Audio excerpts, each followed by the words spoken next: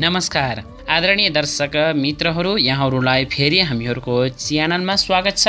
यदि हजुरहरूलाई हामीहरूको कार्यक्रम कस्तो लागिरहेको छ यसको बारेमा सल्लाह सुझावकै प्रतीक्षामा हामीहरू रहिरहेका छौँ र हजुरहरूले हामीहरूको कार्यक्रम हेर्नुभएको छ, सेयर गर्नुभएको छ, सल्लाह सुझाव दिइराख्नु भएको छ, यसमा हामीहरू धेरै आभारी रहन्छौँ।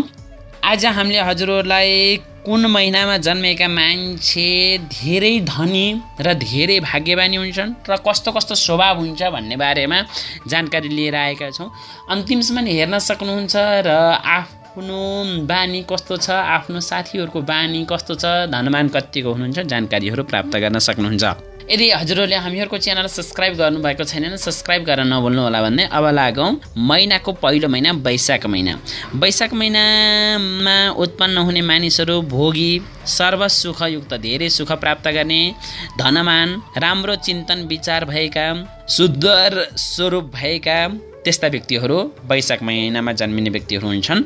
जेठ महिनामा जन्मिएका मानिसहरू विशेष गरेर वैदेशिक यात्रामा लाग्ने त्यस्ता प्रवृत्तिका रहन्छन् भने लामो आयु भएका व्यक्तिहरू पनि रहन्छन् जेठ महिनामा जन्म लिने व्यक्तिहरू।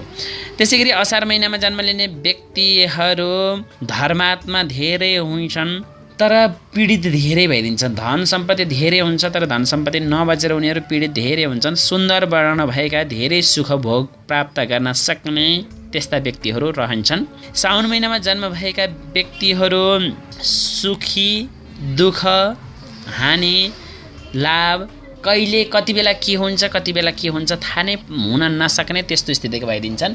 तत्काल सुख छ तत्काल दुःख भइदिने, तत्काल हानि छ तत्काल लाभ भइदिने त्यस्ता खाले रहन्छन्।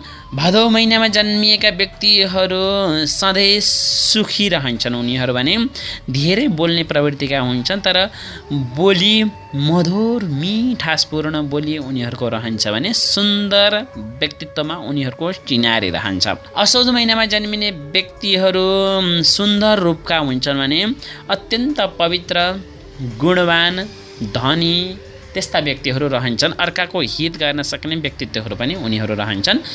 त्यसै गरी कार्तिक महिनामा जन्म हुने व्यक्तिहरू धनवान तर बुद्धि अलिक कम भइदिने हो कि भन्ने कुराहरू रहन्छन् भने थोरै हल्का दुष्ट प्रवृत्ति पाप कर्म गर्नमा पनि उनीहरू अग्रसर रहिदिने त्यस्ता व्यक्तित्वहरू रहन्छन्। मङ्सिर महिनामा जन्मिने व्यक्तिहरूको बोली वचन मिठो हुन्छ, सुन्दर बोली वचन, मिठो बोली वचन, धेरै धनवान रहन्छन्। धर्ममा धेरै विश्वास राख्ने प्रवृत्तिका हुन्छन् भने मिलनसार धेरै रहन्छन्, पराक्रमी धेरै रहन्छन् त्यस्तो देखिन्छ। पुष महिनामा जन्मिने व्यक्तिहरू एकदम निडर रहन्छन् भने कठोर रहन्छन्। निडर, कठोर, विशेष गरेर धार्मिक पक्षमा अलिकति कम चिन्तन गर्ने व्यक्तित्वहरू उनीहरू रहन्छन्। सुख सुविधा प्राप्त गर्न चाहने त्यस्ता प्रवृत्तिका रहन्छन्। त्यसै गरी माघ महिनामा जन्म हुने व्यक्तिहरू धेरै बुद्धिमान रहन्छन्, धनवान रहन्छन्, निडर रहन्छन्, निष्ठुरी रहन सक्ने कुराहरू रहन्छन्। कहिलेकाहीँ उनीहरूको बोलीमा निष्ठुरपनता पनि भेट्न सकिन्छ।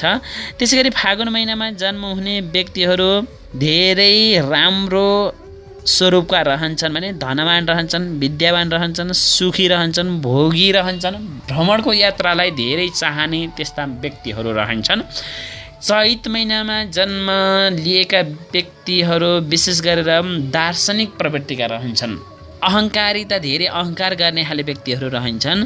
राम्रो कर्म गर्ने व्यक्तिहरू रहन्छन् भने आँखा सुन्दर भएका, रातो रातो प्रवृत्तिका आँखाहरू भएका रहन्छन् भने रिसाहा अलि धेरै रहन्छन् उनीहरू।